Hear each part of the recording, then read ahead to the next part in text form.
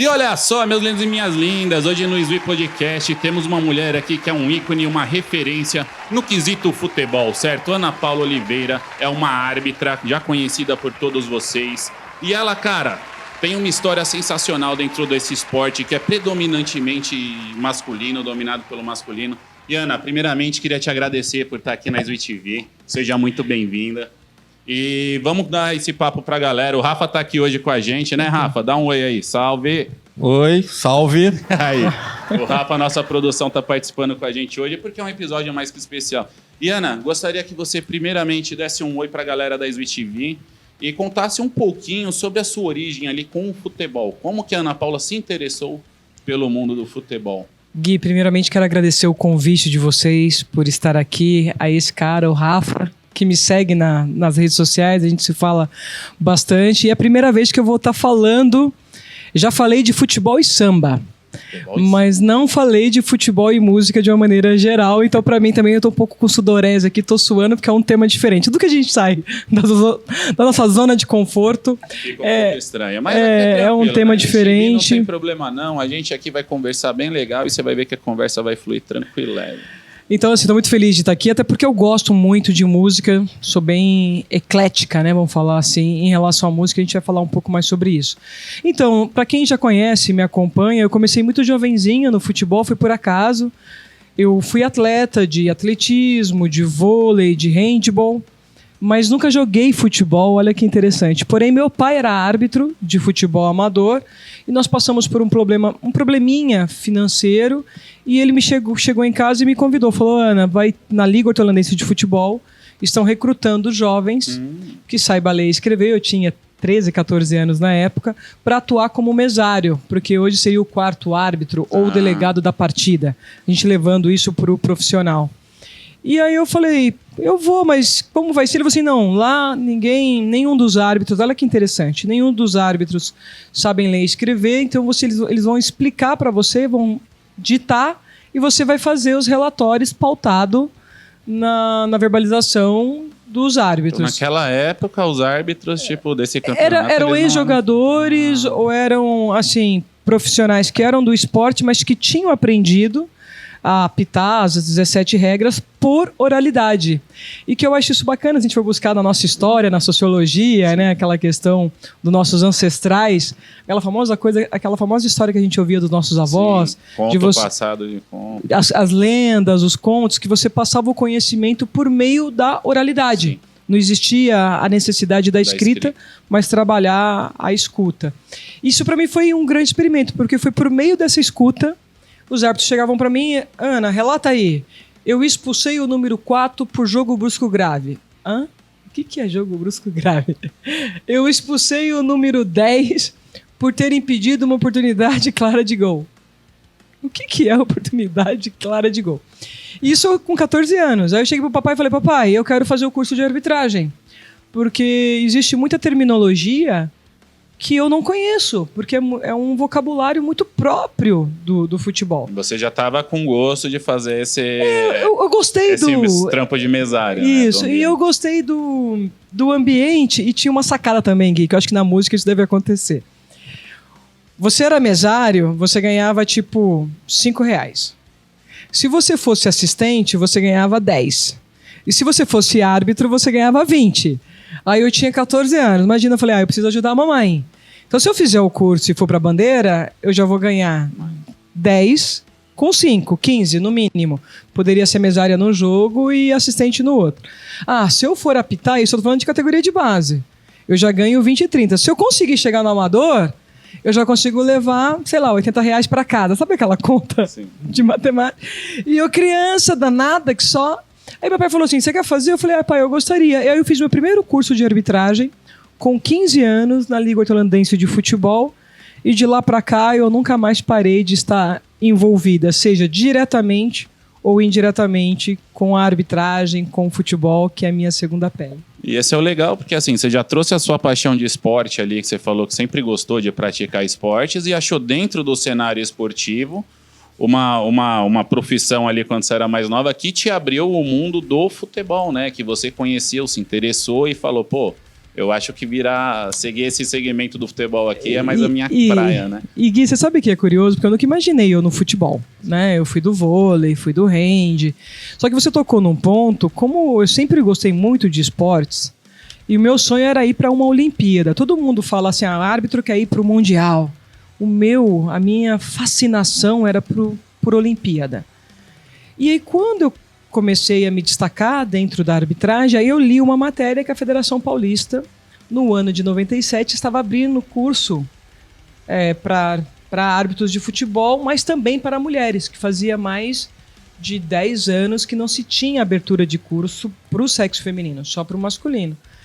E lá falava-se que uma árbitra profissional, chegando à FIFA, poderia ir para uma Olimpíada, para o Mundial, até porque as seleções femininas começaram a praticar futebol em Olimpíadas em 96, em Atlanta.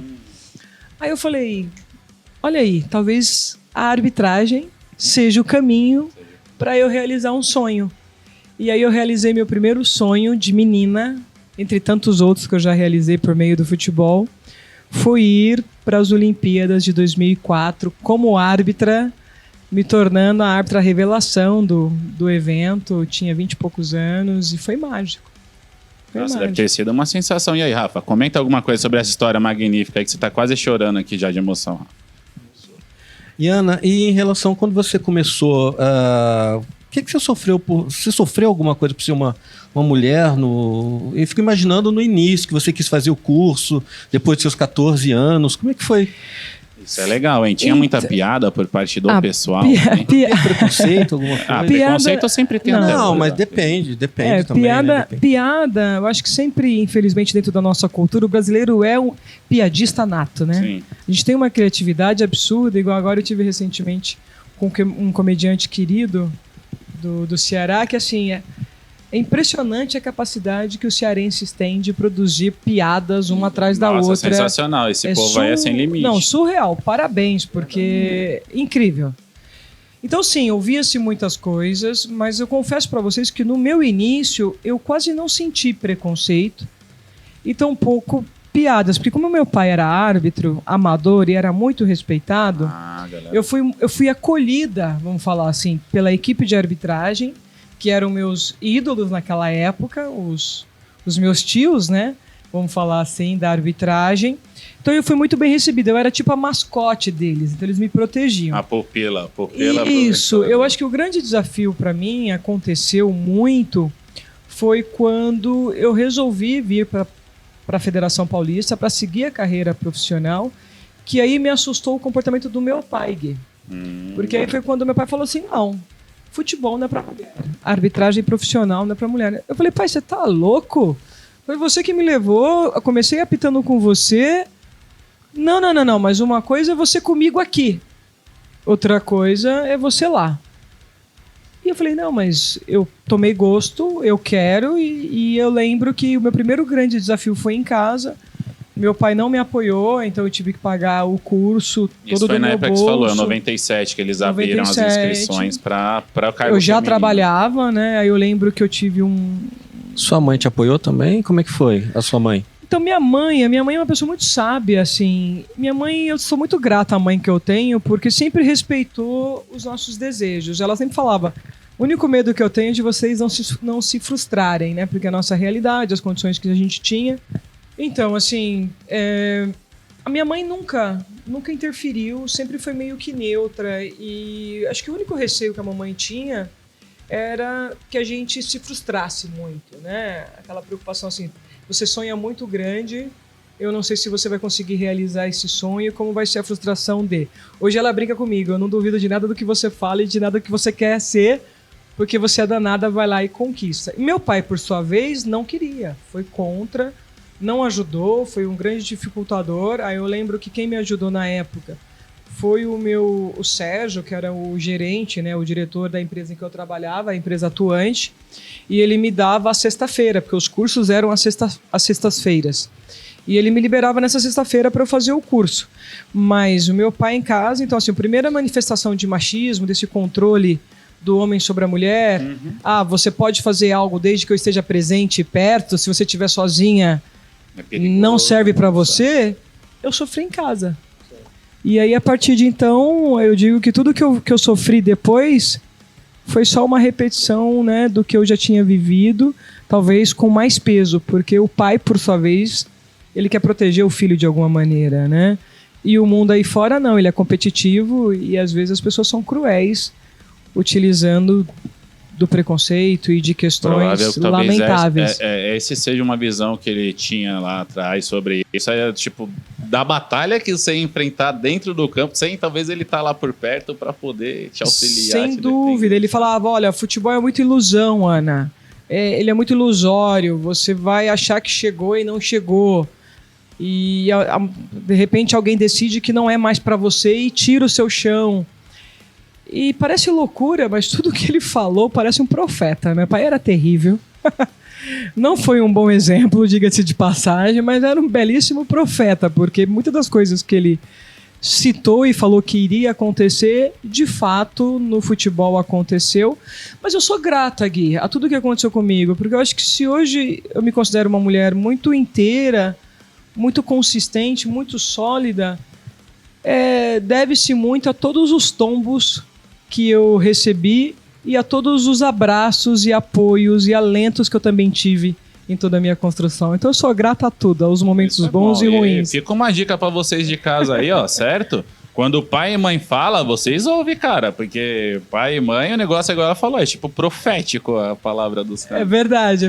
Principalmente a mãe falou... Só uma curiosidade sobre essa primeira prova, esse seu primeiro passo pra entrar, né, na Federação Paulista.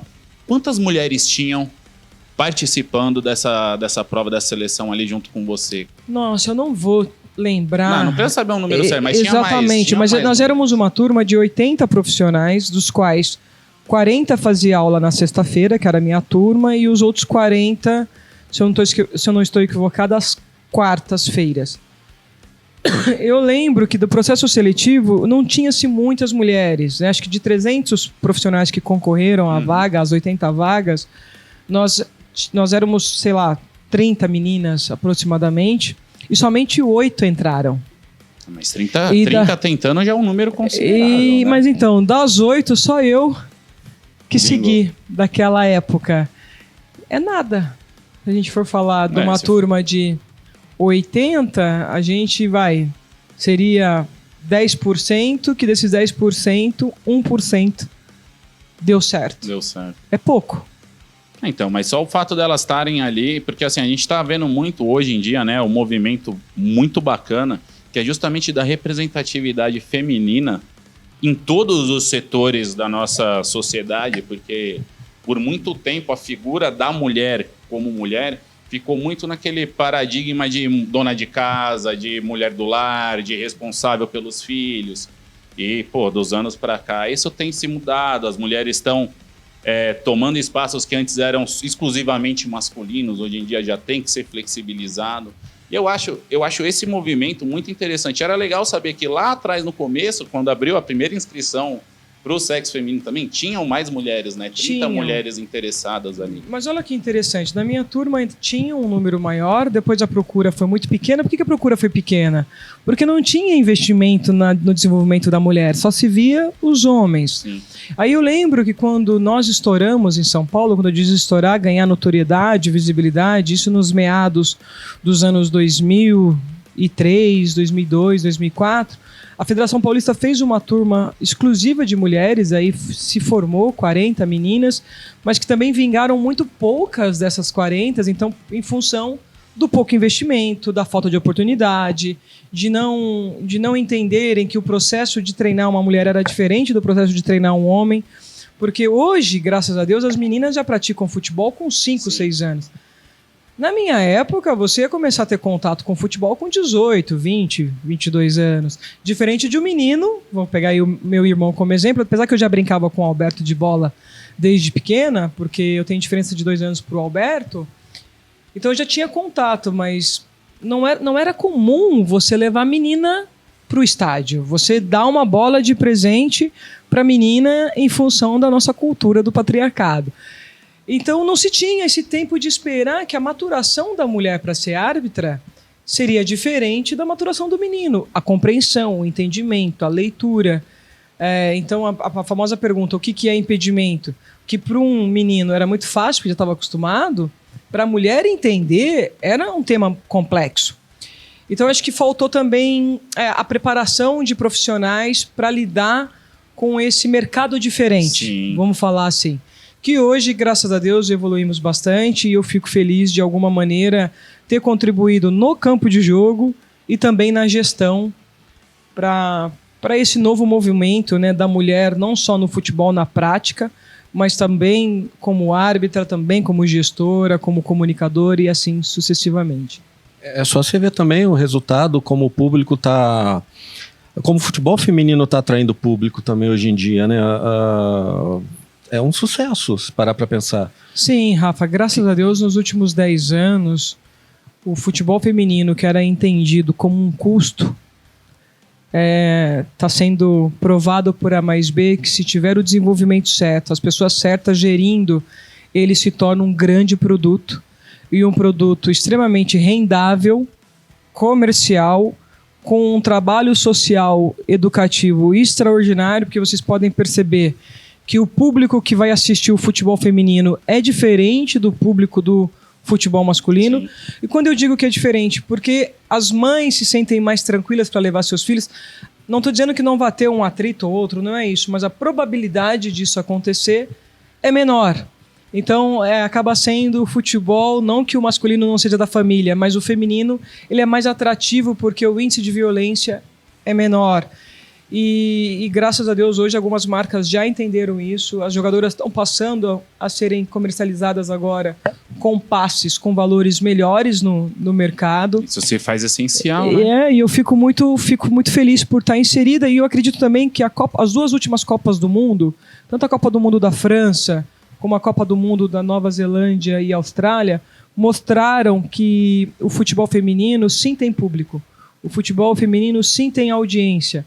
Seja dos torcedores no estádio e seja, olha, a TV Cazé, o sucesso que foi com a transmissão da seleção brasileira no Mundial Nova Zelândia e Austrália. E eu acredito que, falando da América do Sul e falando do nosso país, o Brasil ter conquistado o direito de sediar a Copa do Mundo em 2027, também espero eu que seja um grande movimento de investimento cada vez mais na mulher, no futebol, em todas as suas frentes. É o que eu sonho, é o que eu almejo, é o meu propósito de vida. Esse era o projeto que a gente estava conversando antes. Fala um pouco desse projeto de trazer a Copa do Mundo feminino para 2027. Então, isso é uma conquista, né, de duas mulheres, a Valesca e a Jaque, que hoje nos representam na FIFA. Elas estão à frente da Confederação Brasileira de Futebol, funcionárias da FIFA, cuidando de toda a gestão política e clubística, vamos falar assim, para a Copa do Mundo aqui no Brasil.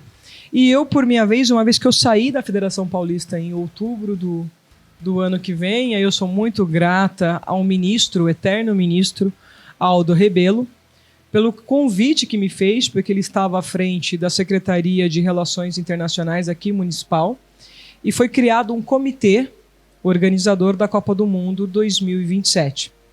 E eu, com uma surpresa, eu digo que na nossa vida, às vezes, o acaso não é acaso, né? É determinação divina.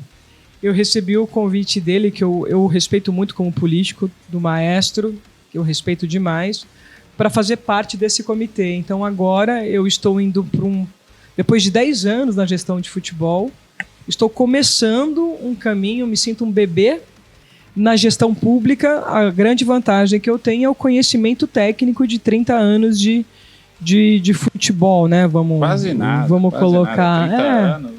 Já passei dos 40, então são 30 anos de futebol que eu espero contribuir para com a cidade de São Paulo, não só para realizar uma excelente Copa, mas principalmente para que a gente deixe um legado e para que a gente possa ver muito mais meninas e sendo não só praticando futebol e sendo aceitas nas comunidades, na nossa periferia. Eu vim da periferia com muito orgulho e digo que o esporte mudou a minha vida, né? Não só o esporte, a música também, depois a gente vai falar um pouquinho sobre isso.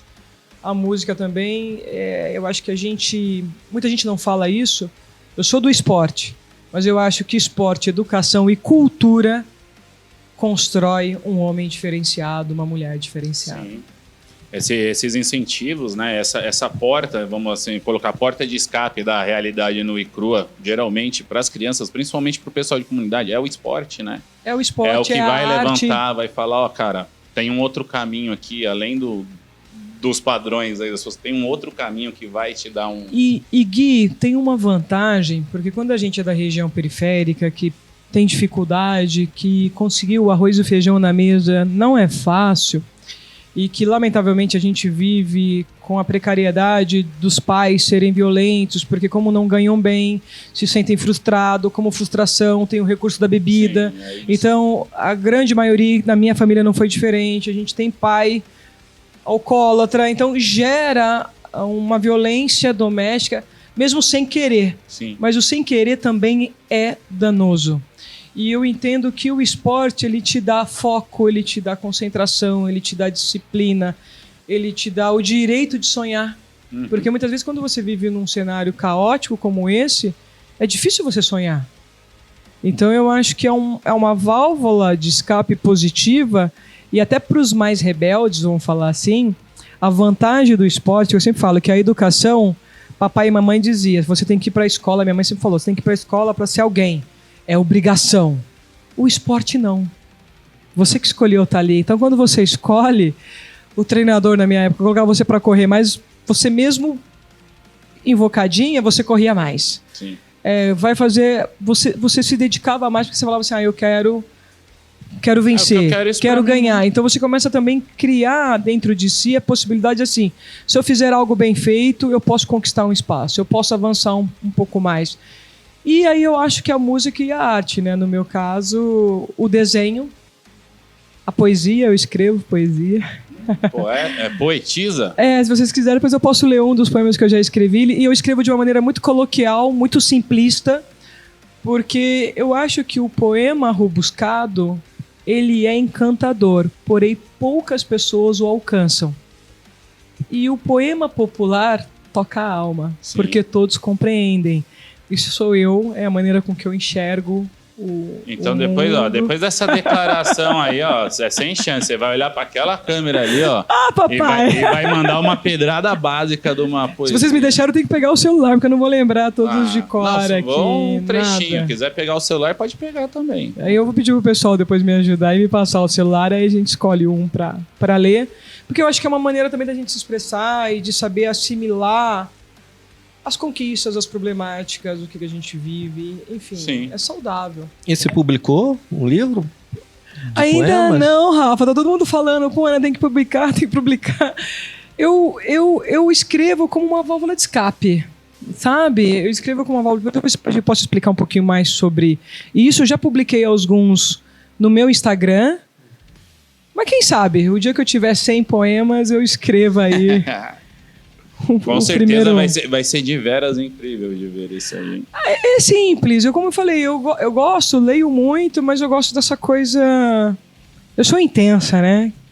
E no nosso primeiro jabá aqui, não podemos deixar de mencionar os nossos incríveis parceiros da Marketing Animado, certo? A Marketing Animado é uma produtora audiovisual completa, localizada aqui na Barra Funda, na Brigadeiro Galvão, pertinho dos metrôs Marechal Deodoro e Barra Funda, certo?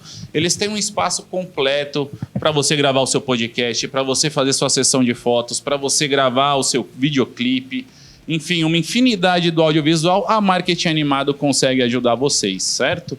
Então não percam mais tempo, tirem os seus projetos para 2025 do papel e contem com a Marketing Animado para te auxiliar na sua produção audiovisual e também na sua gestão de redes sociais, tá bom? Marketing Animado e Switch TV, tudo junto e misturado, é nóis! E como prometido para vocês, após esse nosso jabá, a gente vai ter uma exclusividade aqui na Switch TV, que a nossa queridíssima Ana Paula vai recitar um de seus pequenos poemas aí com exclusividade para você de casa. Ana, agradecemos essa oportunidade. E manda a pedrada pra galera ali. Nossa, Gui, isso realmente é inédito. A voz até mudou, vocês perceberam, né? Mas acho que antes de ler o poema, eu quero falar pra vocês como ele foi construído, Sim. né? O ano de 2023 foi um ano muito difícil pra mim, porque foi o ano em que eu me separei. de uma relação de quase 8 anos. E foi o ano também que eu deixei a Federação Paulista depois de 4 anos à frente da arbitragem paulista. Então, é aquela fusão de sentimentos, né, de rupturas num único ano, valendo, assim, ressaltar para todos que me conhecem o amor que eu tenho pela arbitragem e a paixão que eu tinha pelo meu ex. Então, acho que é importante estar colocando isso. E o poema, o título é Tempestade de Emoções. A tempestade veio de forma avassaladora. Levou meu amor para os braços de outra. Levou minha paixão para os braços de outro. Demonstrou como somos frágeis e necessitamos de afago. Demonstrou a força e a beleza da vulnerabilidade. Demonstrou o preço de sermos íntegros. Demonstrou a injustiça da incompreensão. A cada vento, um desafio a ser superado. A cada onda, o sabor de uma conquistada. A cada balanço, a inconsistência da vida e suas surpresas. A calmaria, a certeza da sabedoria alcançada para desbravar os novos caminhos. E de lá para cá, novos caminhos foram abertos e outras pessoas entraram e assim sucessivamente.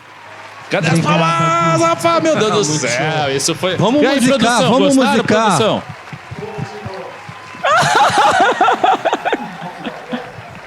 Não, podem criticar, pode falar, Não, vocês que olha, são eu da vou falar música. pra- Fala aí, André, fala, Rafa. Eu vou Vamos falar, vou ser musicar. sincero, foi uma surpresa. Foi uma surpresa, porque assim... Deixa de ser A gente sacana vê... comigo, Não, é Gui. sério, a gente vê a imagem, por exemplo, a lembrança que eu tenho da Ana Paula é aquela árbitra na TV, com cara de fechada, mal, dando bronca na galera. Chega, eu tô suando. E agora ver esse seu lado, tipo, poético, artístico, tipo, sentimental, pô, isso é muito 10 de ver, porque assim, por trás de toda a cara malvada existe sempre um coração fofinho e macio. Resumindo, ele tá querendo dizer assim, aquele famoso clichê, os brutos também amam. Exato. Perfeito. Mas parabéns. Poxa, a gente Obrigada, Gui. vai estar contando os dias pra sair um livro desse aí, que vai ser sensacional. Quem o dia sabe? que você Eu mandar. acho que na hora certa eu acredito muito nas Quem sabe não providências- musicar nas providências- também. Na música. Nas providências É, divinas. fazer uma música, e na mandar pra hora alguém. certa, Então, Papai vamos do entrar Céu. nessa daí, ó. Só uma última pergunta pra gente, porque assim, a Ana Paula, ela Papai tem, do Céu cuida. ela tem uma vasta carreira aqui pra gente conversar além do futebol. Mas só uma pergunta relacionada ao futebol ainda, por curiosidade. Qual foi o momento mais engraçado, assim, um momento inusitado mesmo que você passou na arbitragem dentro da federação já em jogos já profissionais? Sim, um momento inusitado que você falou, meu, isso não tá acontecendo comigo. É, um bastidor. Foi com meu amigo Vampeta. Vampeta, um beijo, te adoro, saudade de você. Final do Campeonato Paulista, 2003, a primeira mulher a fazer a final, então a gente perfilou ali no início para fazer tocar o hino, aquela coisa toda, e você cumprimenta, né, os jogadores. E era uma grande final, e Vampeta é Vampeta, né? Ele foi e me beijou e me pegou de forma inesperada, assim, naquele momento de tensão do jogo, que era um querido, a gente já se conhecia, e ele me parabenizou e falou, não, vou te beijar já antes, porque eu não sei o que vai acontecer depois do jogo. E me pegou de surpresa, e foi um momento que marcou, assim, foi o beijo que eu recebi do Vampeta, que não era comum, né? Um jogador... E justo de quem, né? Não, Essa figuraça. Um cara incrível, de alto astral, eu sou suspeita, gosto demais dele. Então foi um momento, assim, divertido, inesperado, que deu aquela quebrada de gelo para um grande jogo, que era a segunda, o jogo de volta. Era algo também novo, né? No Morumbi, São Paulo e Corinthians. Arbitragem E os feminina. corintianos se consagraram campeões naquele ano. Aí, Vampeta, fica a dica pra você aí, ó. Certo? Tá no coração da Ana Paula e dos brasileiros também aí, porque o Vampeta era fera no que Não, é fazia. parça. É parça. Então, essa foi um momento inusitado. Boa memória essa, inclusive, ainda mais com o Vampeta, né, cara? E vamos partir agora para um outro detalhe aí da Ana Paula, que é a parte da música, que é a Eita. parte que nos interessa agora. Agora me complica. A gente tava falando aqui no backstage, aqui antes de começar, que você tem uma afinidade com alguns instrumentos musicais, certo? Você gosta de... Não, eu gosto de instrumento, adoro, igual eu acho que uma coisa que eu me arrependo no período em que eu frequentava a igreja e participei do coral é de não ter aprendido a tocar instrumentos de corda, de ter aprendido a tocar piano. Eu adoro o piano também. A minha irmã toca violoncelo, né? Aprendeu a tocar, brinca um pouquinho de violão. Eu gosto muito de percussão, então, assim, brinco com pandeiro, brinco com tantã, mas brinco, é trabalhar o ouvido. Mas eu sonho um dia ainda tocar piano, quem sabe? Mas eu gosto de música. E cantar? Rapaz, eu cantei no coral, já brinquei. Esse vozeirão aí, ó. Então, já brinquei em karaokê. Mas eu passei por uma cirurgia aos 29 anos das cordas vocais e me deixou sem resistência, né? Então eu não consigo. Se eu cantar uma música agora, você vai perceber que a minha voz ela vai falhar depois. Entendi. É uma pena, mas isso aconteceu. Mas eu gosto muito de música, eu gosto do karaokê, gosto da bagunça. E o que toca no Spotify da Ana Paula no dia a dia? Rapaz, toca de tudo. Não posso, gente. Tem gente que vai falar assim, pô, não acredito, Ana. Você foi lá, em vez de falar de rock e tudo mais, você vai falar de sertanejo. Adoro sertanejo, porque fui criada no interior, então gosto muito de sertanejo. Mas sempre gostei também do rock pop brasileiro, então Capital Inicial, Skank, Legião Urbana, RPM. Tive a honra de conhecer o Paulo Ricardo e ganhar um selinho do Paulo Ricardo. Nossa, no isso daí show. é tipo épico, é tipo um selinho do Não, Fábio pô, Júnior. é um galã, né? Imagina, sensacional. Ele nem lembra, mas enfim, me senti a mulher mais especial do planeta. Naquele momento, tive o prazer de estar com outros cantores, tive com a Sandra de Sá em um programa de auditório. Mas, na verdade, eu gosto de tudo. Desde música clássica, você me fala assim, desde de Bach, Mozart, a funk, eu escuto tudo. Eu escuto tudo, eu brinco bem. Fala aí, Rafa. E você é uma pessoa que vai a shows, vai a festivais? Vou. Tive no Rock in Rio, tive no Koala, aqui. Não tive a honra ainda de ir no Lollapalooza, pretendo um dia e gosto muito de música. Música me faz muito bem, tem a ver com a minha infância, inclusive. Sim. Posso contar essa passagem, Rafa? Claro. Pode. Como eu falei pra vocês, a gente que vem de uma família que é dita como disfuncional, eu não gosto muito desse termo, né? Mas é tratada dessa maneira. Então tem aquela fase da adolescência, que você tem muito problema com os pais, né, que você não concorda com algumas coisas. E foi aí que eu descobri a Enya e a Lorena, olha só, que é música celta, né, vamos falar assim, voltado mais para música clássica. A Enya é conhecidíssima. E assim, eu não conseguia dormir, então eu sempre tive muita ansiedade, aquela coisa de ser uma criança muito ativa. E comecei ouvindo Enya, eu lembro que eu era menina, tinha lá meus 10, 11 anos... E me acalmava. Até por causa da questão também da igreja, de frequentar a igreja, então o conhecimento do canto gregoriano, das músicas gospel e tudo mais. Acabei conhecendo a Enya e depois da Enya os outros estilos, que aí não tem como. No Brasil a gente pode falar de rock e tudo mais, mas o samba... O samba é o predominante. Não, né? tá na pele. Eu tive o prazer de conhecer Beth Carvalho em 2006, no camarote da Brahma, lá no Rio de Janeiro, na Avenida, e no camarote estava, olha só, Zeca Pagodinho, Beth Carvalho, Alcione, Beth Faria. Só a nata, só eu o falei assim, e eu sou mangueirense, e eu falei assim, eu não acredito só que o eu sumo estou do aqui samba brasileiro ali. Só com essas pessoas, que infelizmente alguns já não estão mais aqui, né? Mas eu vivi esse momento épico do samba carioca, vamos falar assim, vendo a Verde Rosa entrar na avenida ao lado dessas feras. Para mim foi acho que uma cena que eu não vou esquecer nunca. Acho que vou fazer 100 anos e vou lembrar. E antes da partida ali, quando você fosse arbitrar ali, qual que era a música que você ouvia assim pra te motivar? Tipo, pra você entrar na energia e falar, agora já era, cambada. Agora você... Então, muitos árbitros ouvem de tudo, né? Tem um árbitro que ouve sertanejo, tem um árbitro que escuta o rock, já coloca uma coisa mais metal. Curioso, eu 30 minutos antes do jogo não ouvia absolutamente nada. Eu sou do tipo que ouço antes. Então antes eu ouvia o meu samba, vamos falar assim. Eu gosto muito de MPB, visto que eu fui no Koala, né? Então eu ouvi as músicas para me acalmar ali. Às vezes uma sequência também da Enya, que sempre me acompanhou. As músicas do momento, eu gosto muito de Maria Bethânia, de Caetano Veloso, Gil e assim sucessivamente.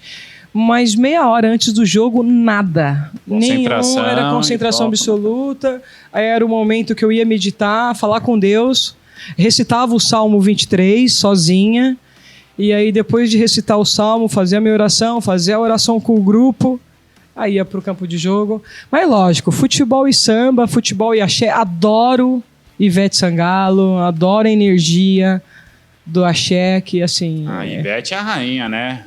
Não, adoro Margareth Menezes, Daniela Mercury, putz, harmonia Uma do vez, eu vou falar pra você, a única samba. vez que eu vi a Ivete, assim, num show, se apresentando, foi num carnaval de rua, num bloco de rua, que ela fez um trio elétrico. Mano, era um trio elétrico gigantesco, devia ter mais de sei lá quantos bilhões de pessoas naquele trio.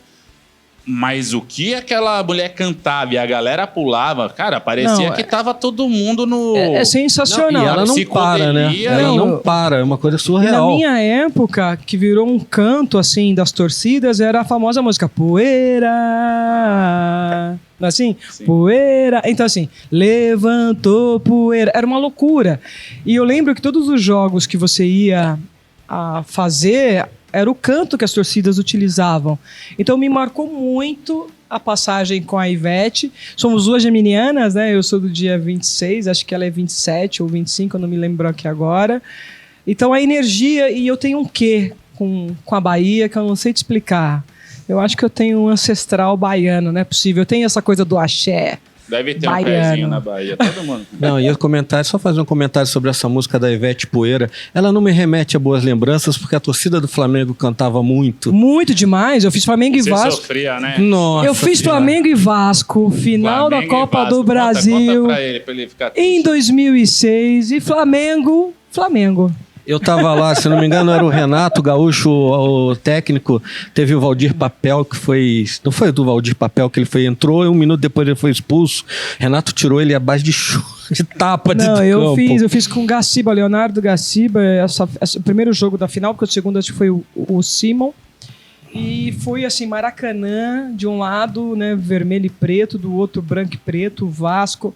Sensacional. Gente, eu adoro o clássico paulista, Corinthians e Palmeiras, o Sansão, o Choque Rei, mas fazer os clássicos cariocas também eu acho que pega mais o clássico carioca. Igual, fazer um Fla-Flu é inesquecível, fazer Vasco e Flamengo, eu fiz Botafogo e Flamengo, é sensacional, cara. Sensacional. Ô, Rafa, Maracanã... Pega nessas aqui, ó, na nossa pauta aí. Maracanã é sensacional. Desculpa. Não, meu querido Vascaíno. Fazer o quê? É realidade. Meu querido Vascaíno é amigo, por isso que a gente pode sacanear. Chorar, avisa que eu pego um lenço, hein? Não, eu choro de falar do Vasco, mas Vasco tá vindo em 2025. Aí, Tico, Vasco tá vindo, hein? O Tico Santa Cruz é um vascaíno... Olha, eu tô feliz demais que o Botafogo se tornou campeão brasileiro, campeão da Libertadores, por méritos. Esse título já era para ter sido do Bota o ano passado, até porque meu pai era fã de Mané Garrincha. Eu sou fã de Mané Garrincha. Sempre fui uma admiradora do Botafogo, mas eu tive um jogo fatídico com o Botafogo. Eu lembro. Que foi o meu descenso, né? Vamos falar assim. Eu lembro. Mas estou muito feliz por essa conquista. Parabéns ao John Dexter. E não adianta, né, gente? Quando há investimento, quando há um gerenciamento, as coisas acontecem, né? Ou seja, a galera do Rio, parem de avacalhar os botafoguenses dizendo que Botafogo é bairro. Não, Botafogo até tem um time de futebol. Pronto, disse. Serei cancelado. Eu acho que eu senti uma dorzinha aí de cotovelo. Não, é porque eu sou super avacalhado. O Flamengo ganha, eu tenho que desligar o celular por um tempo. Porque eles me acham onde eu tiver, a minha turma me acha pra implicar comigo. Que eu sou muito vascaíno. Fazer o quê? Então, Ana, vamos continuando aqui. Fora do futebol, fora de toda essa tua vida esportiva, Record, qual é o teu hobby? O que você gosta de fazer? Pô, a pessoa pergunta, né? O que é hobby, né? Aquela coisa que você gosta de fazer fora... Além da poesia. Aí as pessoas, além da poesia. As pessoas vão falar assim, pô, Ana, ler não é hobby. Não deixa de ser. Hobby. Eu sou cinéfila, assim, adoro filmes. Eu tô até um pouco brava comigo, que eu não consegui ver ainda a Fernanda Torres, que está concorrendo ao filme, né? Sim, ao Oscar com o filme. Ainda estamos aqui, se não me engano, né? Estamos aqui. E não consegui ver ainda, mas adoro, é uma coisa que me relaxa, aquela coisa de não pensar em nada. Gosto de uma boa história. Acho que quem sabe no futuro, por meio da poesia, não sei, eu consigo escrever roteiros, porque eu acho que um roteiro bem escrito, com atores e uma excelente direção, o nosso diretor ali acompanhando o que a gente está falando, faz uma diferença absurda e agrega demais para a transformação social. Eu acho que um filme, um documentário bem elaborado, bem escrito, bem feito, contribui em muito. Mais nessa nova sociedade, porque eu ainda sou da sociedade da leitura dos bons livros, de você parar para ler e isso ser prazeroso. A gente está numa realidade agora que é a realidade dos rios, da informação e do conhecimento muito superficial. E aí eu entendo que o recurso do audiovisual, bem feito, contribui na formação dessa nova geração, sabe? Porque as pessoas não têm mais paciência de ler um livro. Sim. Então o audiovisual eu acho que é um canal importantíssimo, que está crescendo muito, e acho que com as plataformas, né, de streaming, isso democratizou muito mais. A gente só via filme hollywoodiano, igual eu assisto muito filme turco, muito filme dinamarquês, muito filme francês. Adoro, independentes também. adoro muito filme francês, alemães, assim, tem filmes e séries alemãs extraordinárias. Agora tá vendo uma série de séries mexicana da cultura aqui, né, falando americana, né, além da cultura norte, mas a cultura central e a própria cultura sul-americana. Igual tem um filme novo que vai sair no Netflix que eu ainda não assisti, que eu já li o livro em espanhol, que é 100 Anos de Solidão, que é um clássico, né, da literatura colombiana, e eu quero ver essa série. É uma minissérie que me parece que foi muito bem escrita e muito bem dirigida. Não sei ainda porque não vi. Então eu sou cinéfila, eu adoro a pipoca, a companhia, o travesseiro, os amigos, cobertor de orelha, não importa. O filme faz parte. Tá, e fazendo tanta coisa que você faz, como é que você consegue ter tempo? Você tem tempo para ir ao cinema? Você tem tempo para conciliar a tua vida pessoal com a profissional? Então, cinema, eu tô tendo que ir, eu tô em dívida comigo. Eu gosto de ir pelo menos uma vez. Eu falo cinema como se fosse um show, um jantar, alguma coisa assim. Eu tenho uma coisa comigo agora, acho que eu me dediquei 10 anos da minha vida à gestão do futebol, que foi um pouco insana, né? Assim, eu abri mão da minha vida em função de uma crença, de acreditar que é possível fazer futebol de forma séria, construir uma arbitragem de forma séria e liderando um grupo para que tenha essa mesma mentalidade. Só que isso exige muito de você como profissional. Então eu acabei não indo tanto aos shows e aos teatros e cinemas como eu gostaria. Então agora eu tenho compromisso comigo. Pelo menos uma vez por mês eu vou ao teatro, vou ao cinema e vou assistir um show. Eu acho que é um compromisso que eu tenho comigo com o meu lazer, porque assim, se eu falar para vocês que praticar esporte também é um hobby, eu acho que não, porque já faz parte da minha vida, né? O esporte não vai entrar como hobby, apesar de me fazer muito bem. Mas eu adoro cinema, adoro teatro, adoro cultura, adoro esse cinema, ou que eu assisti agora, esqueci o nome, que concorreu ao Oscar e a menina ganhou o prêmio, que foi a versão Frankenstein feminina. Esqueci o nome do livro, do filme, que é um livro que é muito bom, que te faz pensar. Sabe aquela peça de teatro que você sai com aquele ar meio indigesto?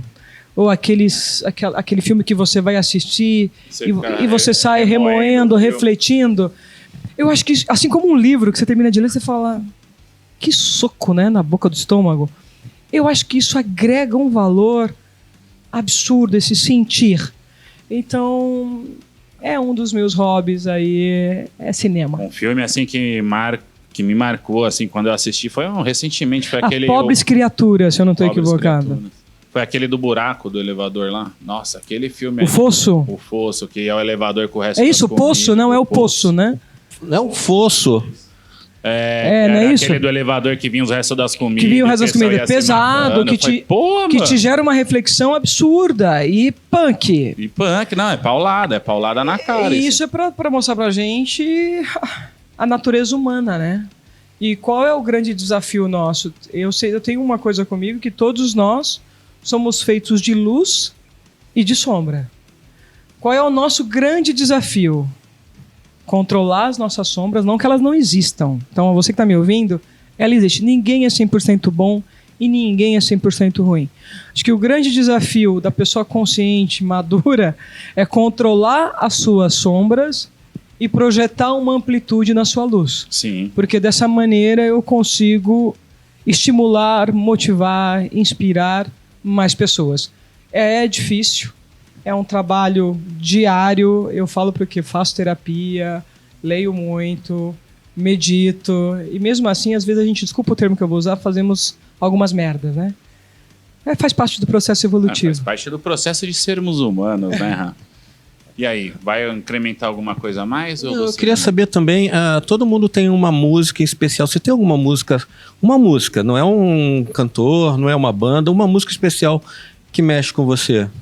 Olha, eu tenho tantas músicas, igual agora eu cita tô qualquer... ouvindo muito músicas, até em função do idioma, né? Que eu não tô querendo perder contato com o espanhol, porque eu dava aula e ministrava aula em espanhol e agora eu tô fora de atividade. Outra coisa que a gente não sabia, professora de espanhol. Não sou professora de espanhol. Eu sou professora de futebol, de regras do jogo, em espanhol. Pode ser assim, Rafa? Professora de espanhol, não. Viu? Mas então eu tenho assistido muito filmes em espanhol e ouvindo muito música espanhola, mas eu acho que o vínculo que eu tenho com a minha mãe, eu acho que tem músicas antigas que me marcam muito, que é Pais e Filhos do Legião, como Os Nossos Pais, na voz de Elis Regina, e o Bêbado Equilibrista. E eu posso falar O Que É, que eu acho que é um poema, O Que É, né, sobre o que é a vida de Gonzaguinha. Eu sou muito fã de Gonzaguinha. Imagino. Então, são músicas que me marcaram e me marcam. O Que É um hino, né, que eu acho que tem que ser cantado. Acho que no futebol a gente fala muito do Zeca Pagodinho, Deixa a Vida Me Levar, mas eu gosto muito do Que É de Gonzaguinha. Que legal. Eu tenho Deixa a Vida Me Levar. Vida leva. Teve um professor uma vez que usou essa música pra dar uma lição de moral na gente, tipo, na molecada ali. Ficou todo mundo... Não vai deixar a vida te levar, né? Você tem que controlá-la. Aí fala, não, peraí, não é bem assim que ele fala. Ele coloca Deixa a Vida Me Levar, mas, pô, estamos falando de Zeca Pagodinho, não de vocês. Não, aí eu acho que o que é de Gonzaguinha é mais, assim... Deixa a Vida Me Levar é uma maneira boêmia de viver a vida. Agora, o que é, eu acho que é um hino, realmente, que fala sobre a história, sobre a beleza de ser criança, a beleza de valorizar a vida, por mais difícil que ela seja, vale a pena viver, né? Então, a gente podia pedir uma palhinha Gonzaguinha pra era um ela. poeta, não. Depois. Mas primeiro, vamos... Eu queria que você, Ana, como uma mulher, assim... forte, não só na sua carreira, mas também na sua trajetória de vida. Como é que você vê hoje em dia, tá? O avanço, como a gente comentou antes, o avanço das mulheres, né? Em relação aos cargos, aos esportes, em relação às profissões predominantemente masculinas. Você acha que todo esse movimento ele agrega não só em si para o mundo feminino, mas também para o mundo humanitário normal, né? Eu tô falando na sociedade no geral, todo mundo ganha com esse desenvolvimento das mulheres no cenário profissional. Né? Primeiro, eu fico muito feliz, eu acho que é importante, eu acho que é uma injustiça mundial cometida a nós, mulheres, né? Quando eu digo, se a gente for buscar historicamente, a gente aqui no Brasil não passou por guerra, mas o mundo passou por duas grandes guerras, a Primeira Guerra Mundial e a Segunda, em que os homens foram para a guerrilha e quem manteve a casa propriamente dita e a economia a força de produção foram as mulheres. Depois, dentro da Revolução Industrial, falando já da Segunda Guerra, isso. E não se dava o devido direito e o devido respeito. Você fazia tudo isso, mas não tinha poder de voto, não tinha poder de ficar com seu filho. Se você fosse mãe, se separasse o direito de ter o filho, que agora, graças a Deus, a lei mudou, era do pai. Então, são tantas lutas, né? Se a gente for olhar para trás, aqui no nosso país, a mulher fica impossibilitada de praticar o futebol por 40 anos em função... Não só futebol, qualquer esporte, em função da ditadura militar, de entender que o nosso corpo era somente para gerir, né? E não para procriar, e não para prática esportiva, então eu acho que é um momento muito ímpar, é um momento importante, mas eu me preocupo muito, Gui, com o espaço que são dados em função de um momento social somente, sabe? Tipo, é um apelo social muito grande, aí eu vou dar esse espaço, mas você continua sem ter direito de fala. Você continua sem poder se expressar. Superficialmente você isso tá lá. Ainda me preocupa, nós ainda não temos os mesmos salários, eu posso falar como gestora que fui, como árbitra eu recebi o mesmo valor. Sempre recebi o mesmo. Como gestora, como jornalista, como comunicadora, como gestora de arbitragem, o meu valor era inferior a dos meus colegas no mesmo cargo. Então esse é um ponto de luta que a gente precisa ter ainda, de equiparação dos valores. Eu acho que a sociedade está querendo corrigir um erro do passado, mas ainda não está sabendo como fazê-lo. Mas é um processo que a gente está avançando, e acho que uma coisa que nós, mulheres, temos, e que vocês não têm, mas eu admiro muito outra coisa em vocês, que é aquela questão do sexto sentido, da empatia, da retidão, do cuidado com o outro. Eu sei que tem mulheres que não são assim, mas a grande maioria, por causa desse... Não sei se é porque o nosso corpo, os nossos hormônios são preparados para procriar, para gerar uma vida, nós somos mais sensíveis a ela de uma maneira geral, né? E agora uma coisa que eu admiro muito dos homens, que por mais vocês às vezes discordem um dos outros, não compactuem das mesmas ideologias, mas no momento decisório vocês se unem. Eu acho que essa coisa do duelo pelo poder, o homem ele se une, se fecha, né? Sim. Tipo numa... ele se fecha num... E no quesito das mulheres, elas chegam a ser mais competitivas com as outras. Ela acaba competindo com seu próprio gênero. Em vez dela dar a mão e apoiar e ajudar. Eu não sei se isso tem a ver com a nossa vaidade, não sei se isso tem a ver também com a educação que a gente recebeu do patriarcado, que a mulher que era, sei lá, melhor educada, que fosse mais bela, talvez tivesse o melhor casamento, porque a gente era preparada para casar, né? Sim. E não para ser uma mulher independente, dona de si, apesar que eu sempre falo que eu sou bicho livre, né? Minha mãe sempre fala, você não veio de mim, porque minha mãe é nordestina, família tradicional, em que a mulher foi criada para cuidar do homem, minha mãe fez isso com muita maestria, foi do lar por muito tempo, só foi trabalhar por uma questão de necessidade. Então eu tive a minha mãe comigo até os meus 12 anos, depois que ela precisou se ausentar para trabalhar. Então aquela coisa, olha, filha minha tem que saber lavar, passar, cozinhar, engomar uma camisa. Eu sou dessa geração, assim, eu recebi isso da minha mãe, só que falei, mamãe, eu vou aprender tudo isso, mas não é isso que eu quero para mim. Então eu acabei rompendo com esse ciclo dentro da minha família, que é uma família de mulheres, e gerando um outro pensar para a geração que chegou junto comigo e depois de mim. Então eu acho que é muito isso, é um momento muito bonito, que a gente está conquistando espaço, mas a gente ainda está engatinhando, ainda não somos sequer 20%, longe disso. Eu acho que se o dia que a gente conseguir equiparar 50-50, já vai ser uma grande conquista. E ter a consciência, Gui e Rafa, e eu falo isso com muita tranquilidade, muita serenidade. Uma mulher forte não tem que ser ameaça para um homem em forma alguma.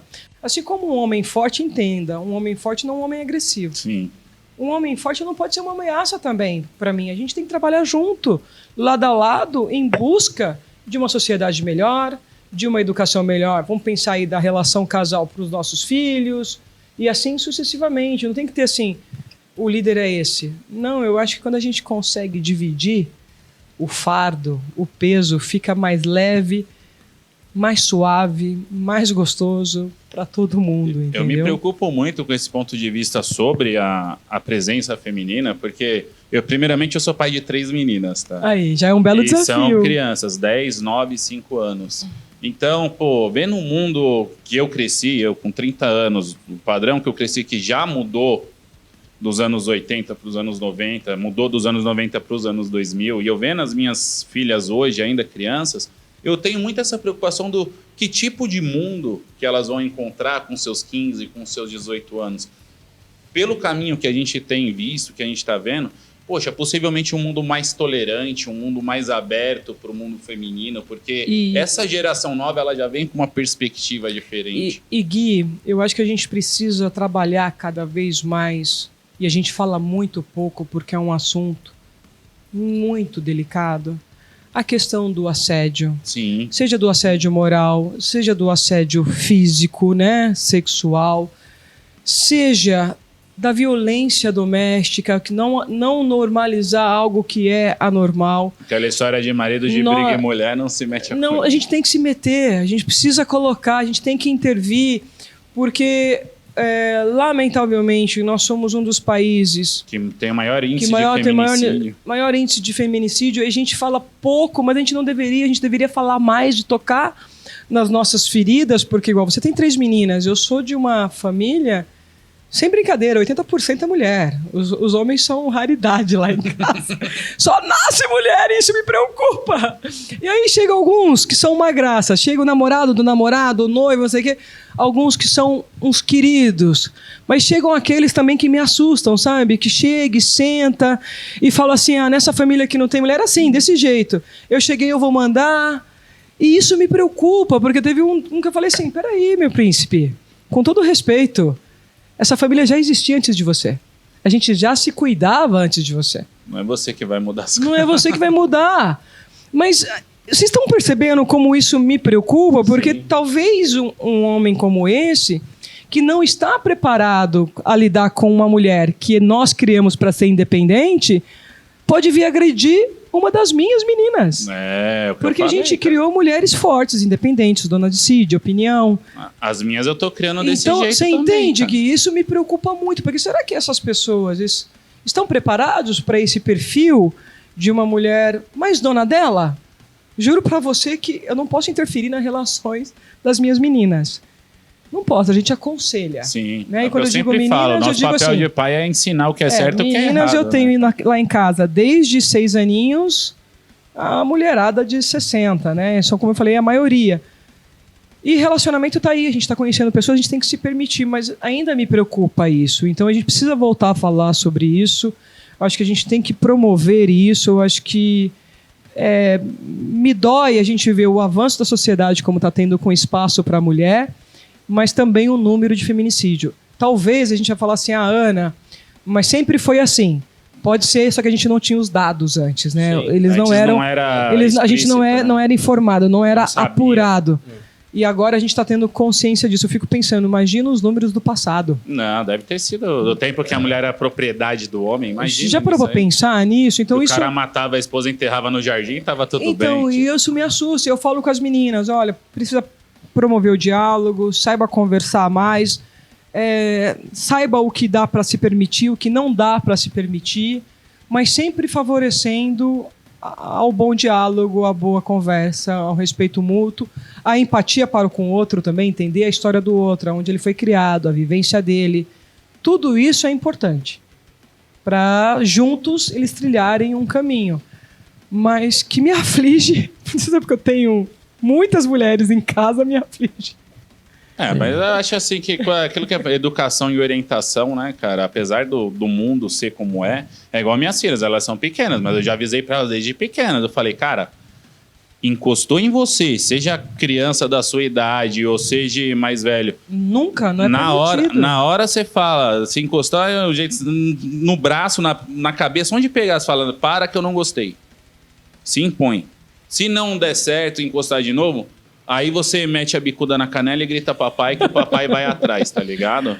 E elas acham disso. Não, mas eu super compreendo você, porque é preocupante. A verdade é essa. Eu tô com algumas adolescentes em casa agora também. Então, quando eu digo adolescente dessa idade maior, de 17, 18, 25, me preocupa, né? E até porque a gente está vivendo uma sociedade que a mulher está se permitindo mais. Sim.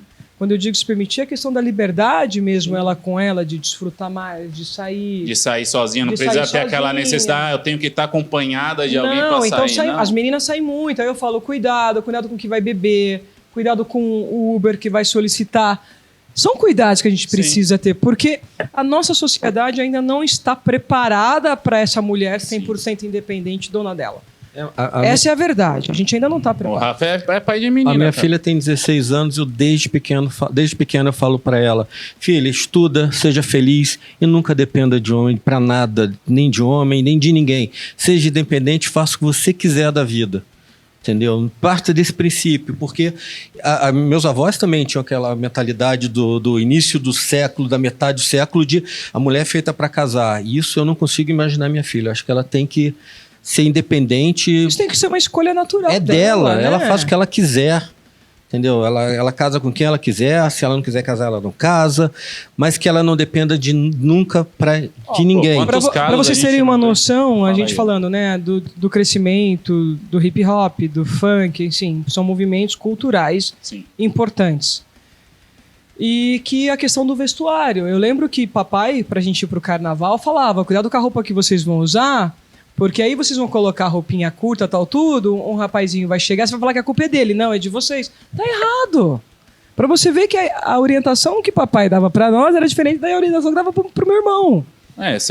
Então São gerações que hoje já não cabe mais. Hoje a mulher, ela é dona do corpo dela e não é porque ela tá com uma micro saia e com um top que tá dando direito De alguém chegar. ao outro chegar e falar: eu posso tocar. Que isso? Né? Então o não é não e o corpo é seu e você faz com ele o que você bem entende. Sim. E ponto. Antes da gente partir para a parte final, Ana, a gente vai para o segundo jabá, certo? Porque o jabá é importante aqui para a gente manter, entendeu? O nosso sistema. E o nosso segundo jabá, não podemos esquecer dos nossos amigos da X5 Music, a loja do músico, localizado ali na Teodoro Sampaio, com 2 unidades. Ana Paula, se você quiser começar uma carreira de música, tocar um instrumento legal, passa lá na X5, fala com o Rafa, brotherzaço, o Rafa vai te ajudar Boa. com o melhor equipamento para você, hein? E na X5 não é só isso, em parceria com a Sweet TV, além de aproveitar todas as ofertas de final de ano que eles estão trazendo aí para vocês nos sites, vocês ainda ganham 5% de desconto no carrinho final das suas compras, utilizando o nosso querido cupom ISWI que aparece na tela para vocês, certo? E para continuar esse papo aqui, vamos finalizar a X5 Music na loja do músico. Deixa o seu like, curta, compartilhe com os amigos e vamos dar continuidade com esse papo incrível com essa mulher maravilhosa que é a Ana Paula Oliveira. Sabe receber bem, um excelente anfitrião. E Ana, seguindo já para os finalmente, tá? Porque até também o tempo, né? A gente tem que ver a agenda de todo mundo. Queria que você comentasse um pouquinho se você tem a ideia, ou já participa ou incentiva, tipo, projetos sociais relacionados ao feminino, relacionados às mulheres, tanto na arbitragem ou qualquer outra área de gestão que você atua. Então, Gui, eu fiz um projeto lindo em 2007 chamado Apito da Cidadania, na cidade de Hortolândia. Inclusive, quero agradecer a todos de lá que participaram desse programa, que foi sensacional. Foram com 40 jovens das comunidades da cidade, vinculada ao sistema CRAS, né? Voltado para adolescente. Então, assim, foi um trabalho lindo que eu tinha como coluna dorsal a arbitragem. Mas, além da arbitragem, a gente também dava palestras educacionais, de orientação e tudo mais. Foi um grande sucesso. Eu quero retomar esse projeto. Eu acho que agora, vamos aguardar como vai ser o próximo ano, 2025. Estou esperando, se a gente também permanece na gestão pública, de talvez levar um projeto para trabalhar nas periferias aqui da Grande São Paulo. Eu acho que Poxa, vai ser magnífico para essa galera, né, meu? Porque tem um público que tá tranquilo. Eu acho que esse projeto que você utiliza as 17 regras como uma referência de alinhamento, que foi o que mudou a minha vida, né? Porque ser árbitro de futebol, você lida com a autoridade, você lida com a disciplina, Sim. você lida em lidar com o outro. E casado com outras áreas do conhecimento, agregaria muito valor. Esse é um desses. Ajudo e participo, igual tem projetos de futebol feminino no interior, em Campinas, então eu sou muito vinculada a Campinas. Aqui eu tenho participado de alguns eventos da CUFA, principalmente da Copa das Favelas e tudo mais, mas eu não tenho um trabalho direto com eles. Eu até gostaria de ter um trabalho direto. Eu acho que é uma coisa para o futuro. Dentro das redes sociais, que eu estou pelo meio do Instagram, por meio do YouTube, a gente tem trazido mensagens, reflexões que eu acho que é importante. Fala pra galera como você acha lá no Então, Instagram, no YouTube, tá? é Ana Paula Oliveira e Futebol, é um projeto novo, bem embrionário, então vocês não vão encontrar muitas coisas, não há entrevistas ainda, mas a tendência é que para 25 a gente comece a entrevistar, talvez eu leve o Gui lá para fazer o inverso. Sensacional. Aí será um trabalhar prazer. com ele, porque acho que essa ideia é entender que o futebol, ele é um agente transformador e que dialoga com todos os públicos da sociedade. Sim. Com todos, sem exceção. Sim, do metaleiro ao funkeiro, todo mundo gosta de todo futebol. mundo tem um time do coração. Mesmo aquele que fala, não acompanho, mas o pai, o irmão, o filho, o primo, Eu hoje, a filha, eu alguém hoje eu não acompanha. gosto de futebol, né? Eu não acompanho, assim, não sou fã assíduo. Mas o meu time de coração, igual você falou, tipo, era o São Paulo, Aí, por causa do meu avô, que me levava pro estádio, era um grande incentivador quando eu era mais novinho, assim. E aí, depois do falecimento dele, meio que perdeu a magia do você futebol fez um pra pouco mim, sabe? igual comigo. Assim, eu tava na arbitragem até 2010, enquanto o papai era vivo, ele faleceu, eu acabei enterrando a minha carreira no campo com ele. Aí o Instagram, para quem acompanha, o Rafa acompanha, é um seguidor, um querido, é o Ana Paula Oliveira Oficial. A gente também abriu o Ana Paula Oliveira no TikTok, mas eu estou usando muito menos, muito pouco. E voltei a escrever, né? Voltei a escrever artigos pro LinkedIn. Eu acho que agora eu estou tendo um tempo um pouco maior para mim e eu adoro essa coisa do ócio criativo, que além das poesias é voltar a escrever sobre temas importantes vinculados à minha área de formação. Então eu escrevi sobre o medo, escrevi sobre a arbitragem recentemente, os erros de arbitragem, que faz parte do meu dia a dia, lidar com o erro, e agora eu estou com o desafio de escrever sobre confiança e sobre dores, né? Então são papos meio cabeça, se você gosta de algo assim fora da curva. É alguém falando do futebol com um pensar fora da caixa. Acho que vale a pena acompanhar também o Ana Paula Oliveira no LinkedIn. E o YouTube da Ana Paula? Então, Já tá online ainda não? Tá online, tá disponível, já foram gravados 4 capítulos, ali são reflexões em que eu trago o que a gente falou aqui sobre a participação da mulher, eu faço uma reflexão sobre a Edna, a árbitra no Campeonato Brasileiro, porque para você ver, de 38 rodadas, trabalhou somente em 6 jogos da Série A.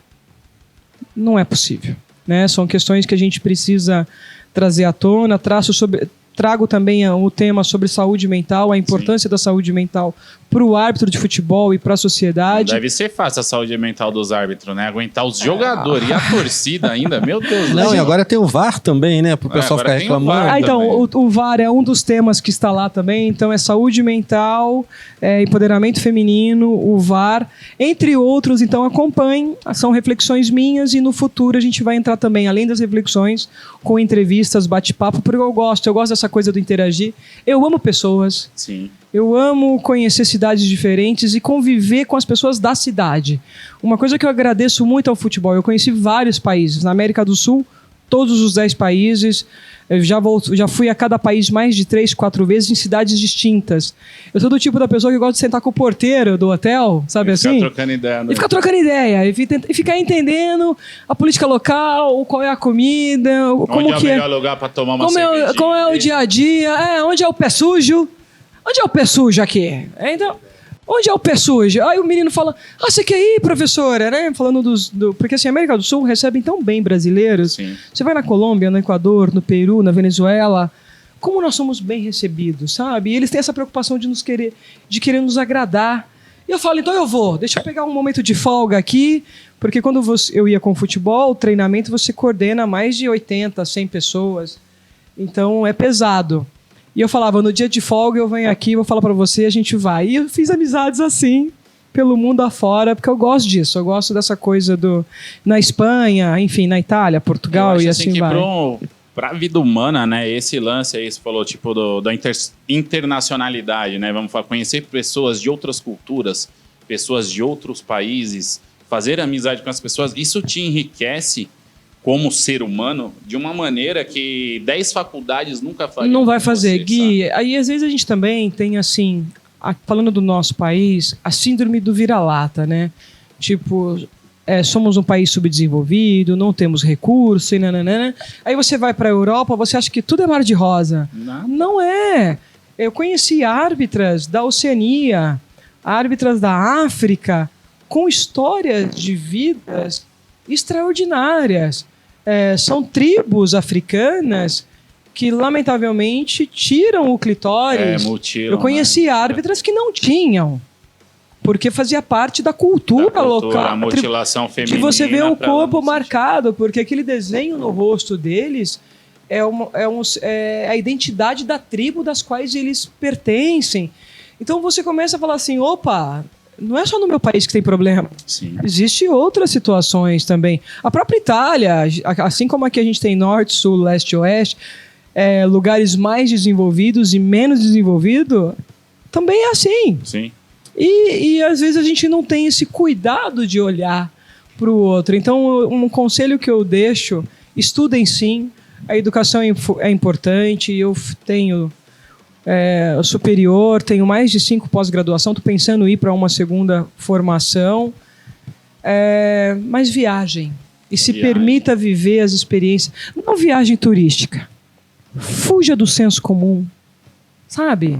Fuja, igual eu fui para Paris é lindo, mas vá conhecer os pontos principais turísticos, ok, vale a pena a foto, mas além disso, vá querer conhecer as periferias. O que eu acho engraçado. Vai querer conhecer o outro lado da cidade, sabe? Sim, o que eu acho engraçado dos pontos turísticos é que a galera hoje no Instagram vê essas promoções que a galera faz. Viajei para Paris, na Torre Eiffel. E aí mostra aquele lugar vazio, sem ninguém. Aí tem uma página que faz internet e realidade. Aí, tipo, na internet, deserto, lindo ali pra você tirar foto. E na realidade, sem fila nenhuma. 100 mil pessoas. Não, tirar foto na Torre Eiffel é surreal. É surreal. A não ser que você vá na madrugada e olha lá ainda. Mas assim, eu acho que você tem que ir conhecer, porque Paris é uma cidade realmente linda. Eu amo Paris, é uma cidade que eu me identifiquei muito entre tantas outras. Gosto de Madrid também. Mas eu acho que assim, é conhecer a rota alternativa. Eu acho que eu diria assim, vá conhecer as rotas alternativas desses grandes centros, igual aqui em São Paulo. Numa breve São Paulo experiência, é magnífico, entendeu? Numa breve experiência que eu tive internacional, eu fui barman de navio de cruzeiro. Isso sensacional, é sensacional. E aí 19 países. Tinham 2 tipos de brasileiros dentro dos navios que eu trabalhava. Boa. Os brasileiros elitizados, que pagavam pau pros oficiais, pros europeus, que queriam, não. O cara ali é europeu, ele é o top, ele tem uniforme branco. E tinha essa galera, e tinha a galera do underground. Eu era a galera do underground. Então, meus melhores amigos eram os filipinos, os indonesianos, os indianos. Conheci chinês, vietnamita, meu Deus do céu, uma série. E quando a gente dava um rolê com a galera do underground, a gente ia para rolês melhores, mais ricos culturalmente, do que o padrão que a galera elitizada, os europeus ali que trabalhavam junto no navio faziam. Porque os caras iam pra prainha particular ali, os caras iam pro restaurantezinho ali, saca? E os indonesianos, os filipinos, esses caras, eles sabem de tudo em todo lugar, porque os caras estão trabalhando no navio há 30 anos, tá ligado? Conhece todos os cantos, aonde fazer a melhor compra, Poxa, você aonde buscar coisas diferenciadas. Uma experiência engraçada foi na Turquia, com o Sadassi. Por incrível que pareça, o meu amigo era nascido e criado lá. E a gente saiu junto, ele falou, vem comigo que eu vou te mostrar a cidade como nenhum desses caras vai ver. E eu fui com o cara.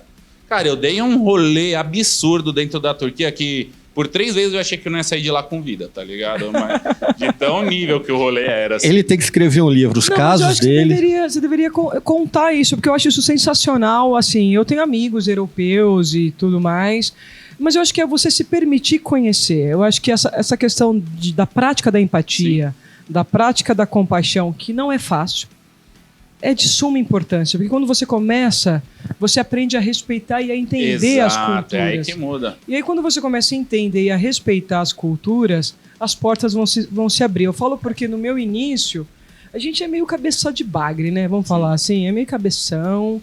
E quando a gente é jovem, a gente acha que a gente sabe tudo e domina tudo. Doce ilusão, porque... Senta lá, jovem, confie no seu potencial. Somos nada. Aí a gente vai amadurecendo, vai vivendo, vai se dando conta que a vida é muito mais do que isso.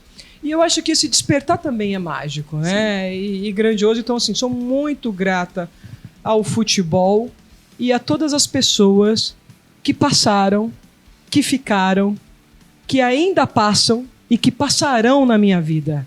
Porque eu, sem dúvida, sou muito delas. Daquele porteiro, da menina que me atendeu numa recepção do prédio, foi muito gentil, de um fisioterapeuta que cuidou de mim num país, sabe, da massoterapeuta do outro, do motorista, dos profissionais de alto escalão, de alta patente que eu tive a honra de conviver.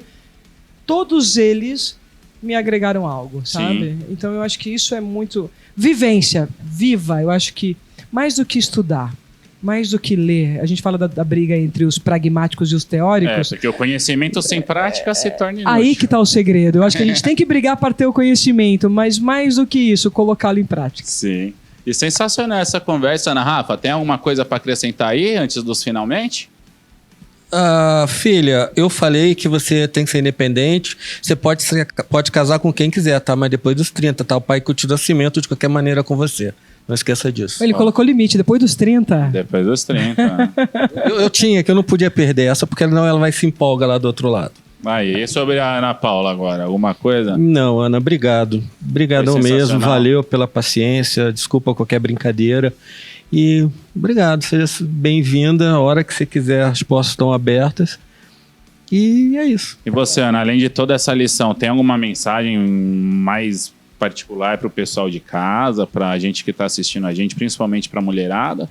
Você acha que já passou? Eu acredito que a sua mensagem já foi um peso assim incrível para essa galera que está vendo a gente. Primeiramente, Gui, agradecer a você, ao Rafa, que é um querido, pelo convite de estar aqui com vocês novamente participando desse bate-papo. Eu acho que uma mensagem que é importante, e não é só para a mulher, é para todo mundo que é colocado à prova, para todo mundo que às vezes tem um belíssimo sonho e, lamentavelmente, tem pessoas que não te permitem sonhar, que quer aniquilar com o seu sonho, quer te colocar para baixo, quer te incapacitar, quer fazer com que você desacredite no seu potencial, na sua força.